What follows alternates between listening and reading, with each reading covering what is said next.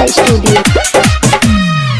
ज्यादा बनो न हमसे पवित्र, सब जानत बानी हम चरित्र।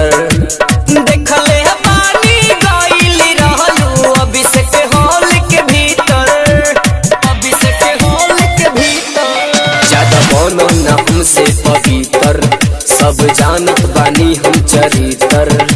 देखले पानी गइल रहलू अभिषेक हॉल के भीतर।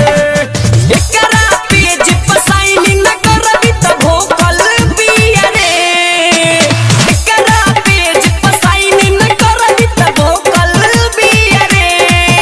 अरे हम ना करब बिया ई छौरी ठोकल बिया रे, अरे हम ना करब बिया ई छौरी ठोकल बिया रे। DJ Hariom Basantpur, mix by Deva studio.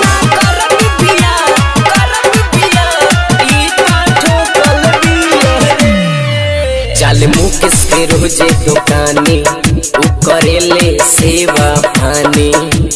Rajan प्रीतम सुनाए मनु आदत बखन दानी, आदत बखन दानी। जाले मुकेश के रोजे दुकानी रोज करेले उ सेवा पानी। राजन प्रीतम सुनाए मनु आदत बखन दानी। बाबा बवाली दीपक के ईटा घोकल बिया रे, बाबा बवाली दीपक के ईटा घोकल बिया रे।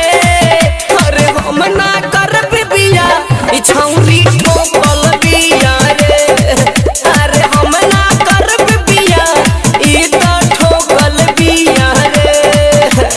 हमके बुझाइल बिया स्टैंडर्ड लोकल बिया रे, अरे हम ना करब बिया ई छौरी ठोकल बिया रे, अरे हम ना करब बिया ई त ठोकल बिया रे।